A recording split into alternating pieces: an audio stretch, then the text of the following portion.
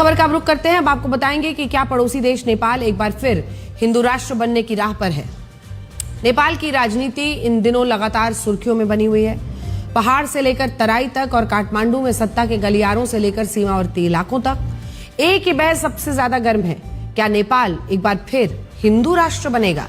नेपाल में ये सुगबुगाहट यूं ही तेज नहीं हुई है। इसके पीछे हालिया राजनीतिक घटनाक्रम है। पूर्व प्रधानमंत्री शेर बहादुर देउबा का एक तीखा बयान है जिसने साग में घी का काम किया है। 5 महीने विदेश में बिताकर नेपाल लौटे नेपाली कांग्रेस के वरिष्ठ नेता देउबा ने एक राष्ट्रीय सम्मेलन में खुलकर अपना धार्मिक रुख सामने रखा। काठमांडू में आयोजित सम्मेलन के दौरान देउबा ने मंच से जोर देकर कहा कि वो हिंदू हैं और इस सम्मेलन में एक घोषणा पत्र को पारित किया गया जिसमें सनातन धर्म को नेपाल की राष्ट्रीय पहचान के रूप में आगे बढ़ाने का संकल्प लिया गया। हालांकि इस बयान के बाद खुद नेपाली कांग्रेस के भीतर मतभेद उभरकर सामने आया है, क्योंकि पार्टी के भीतर धर्मनिरपेक्षता को लेकर भी अलग विचार मौजूद है। नेपाल में यह मांग अचानक तेज नहीं हुई है। इसके पीछे कई सामाजिक और राजनीतिक वजहें भी जुड़ी हुई हैं। पिछले कुछ हफ्तों के दौरान नेपाल के कोशी और मधेश प्रांतों में सांप्रदायिक तनाव बढ़ा। कई प्रदर्शन हुए। सुनसरी, सप्तरी, तराई के जो क्षेत्र हैं वहां धार्मिक आयोजनों और कांवड़ यात्रा के दौरान हुई हिंसक झड़पों ने माहौल खराब कर दिया।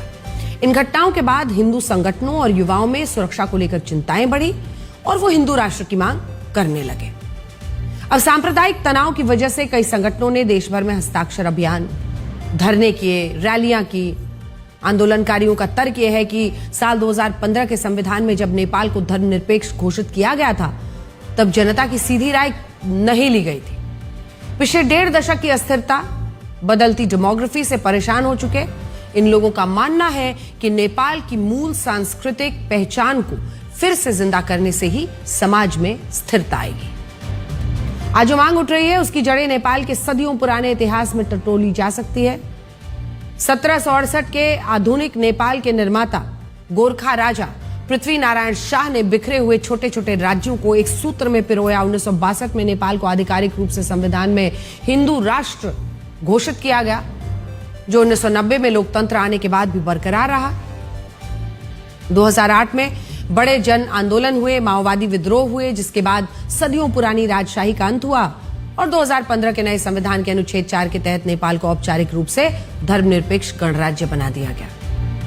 करीब 3 करोड़ की आबादी वाले नेपाल में 81% से ज्यादा आबादी हिंदुओं की ही है।